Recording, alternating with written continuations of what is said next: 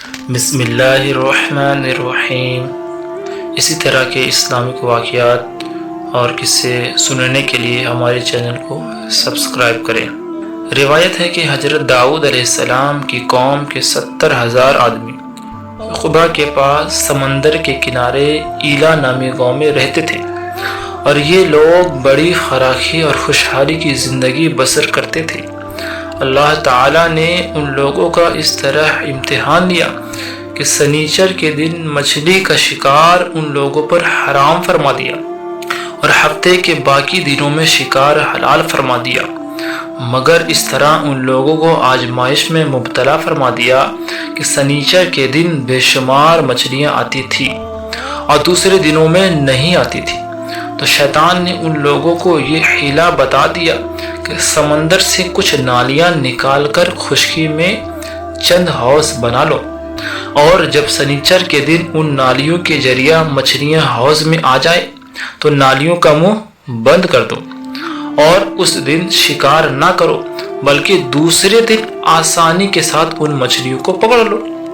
ان لوگوں کو یہ شیطانی حیلہ بازی پسند آ گئی، اور ان لوگوں نے یہ نہیں سوچا کہ جب مچھلیاں نالیوں اور حوضوں میں مقید ہو گئیں تو یہی ان کا شکار ہو گیا۔ تو سنیچر ہی کے دن شکار کرنا پایا گیا جو ان کے لیے حرام تھا۔ اس موقع پر ان یہودیوں کے 3 گروہ ہو گئے۔ کچھ لوگ ایسے تھے جو شکار کے اس شیطانی حیلہ سے منع کرتے رہے اور ناراض و بیزار ہو کر شکار سے باز رہے۔ نمبر 2، اور کچھ لوگ اس کام کو دل سے برا جان کر خاموش رہے، دوسروں کو منع نہ کرتے تھے بلکہ منع کرنے والوں سے یہ کہتے تھے کہ تم لوگ ایسی قوم کو کیوں نصیحت کرتے ہو جنہیں اللہ تعالی ہلاک کرنے والا یا سخت سزا دینے والا ہے۔ نمبر 3، اور کچھ وہ سرکش و نافرمان لوگ تھے جنہوں نے حکم خداوندی کی اعلانیہ مخالفت کی اور شیطان کی حیلہ بازی کو مان کر سنیچر کے دن شکار کر لیا اور ان مچھلیوں کو کھایا اور بیچا بھی۔ جب نافرمانوں نے منع کرنے کے باوجود شکار کر لیا تو منع کرنے والی جماعت نے کہا کہ اب ہم ان معصیت کاروں سے کوئی میل ملاپ نہ رکھیں گے۔ چنانچہ ان لوگوں نے گاؤں کو تقسیم کر کے درمیان میں ایک دیوار بنا لی اور آمد و رفت کا ایک الگ دروازہ بھی بنا لیا۔ حضرت داؤد علیہ السلام نے غضبناک ہو کر شکار کرنے والوں پر لعنت فرما دی۔ اس کا اثر یہ ہوا کہ ایک دن خطا کاروں میں سے کوئی باہر نہیں نکلا، تو انہیں دیکھنے کے لیے کچھ لوگ دیوار پر چڑھ گئے تو کیا دیکھا کہ وہ سب بندروں کی صورت میں مسخ ہو گئے۔ اب لوگ ان مجرموں کا دروازہ کھول کر اندر داخل ہوئے تو وہ بندر اپنے رشتہ داروں کو پہچانتے تھے اور ان کے پاس آ کر ان کے کپڑوں کو سونگھتے تھے اور زارو زار روتے تھے، مگر لوگ ان بندر بن جانے والوں کو نہیں پہچانتے تھے۔ ان بندر بن جانے والوں کی تعداد 12,000 تھی۔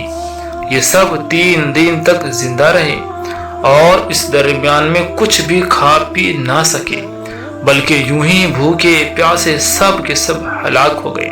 شکار سے منع کرنے والا گروہ ہلاکت سے سلامت رہا، اور صحیح قول یہ ہے کہ دل سے برا جان کر خاموش رہنے والوں کو بھی اللہ تعالیٰ نے ہلاکت سے بچا لیا۔ اس واقعہ کا اجمالی بیان سورہ بقرہ کی اس آیت میں ہے۔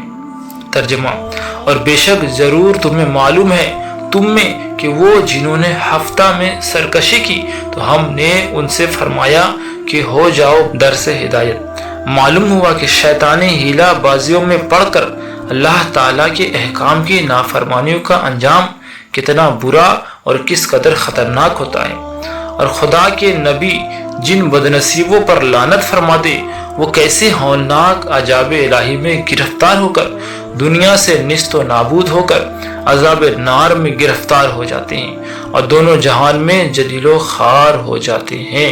اصحاب ایلا کے اس دل دہلا دینے والے واقعہ میں ہر مسلمان کے لیے بہت بڑی عبرتوں اور نصیحتوں کا سامان ہے۔ کاش اس واقعہ سے مسلمانوں کے قلوب میں خوف خداوندی کی لہر پیدا ہو جائے اور وہ اللہ و رسول کی نافرمانیوں کی پگڈنڈیوں میں بھٹکنے سے منہ موڑ کر صراط مستقیم کی شاہراہ پر چل پڑے اور دونوں جہانوں کی سر بلندیوں سے سرفراز ہو کر اعزاز و اکرام کی سلطنت کے تاجدار بن جائے۔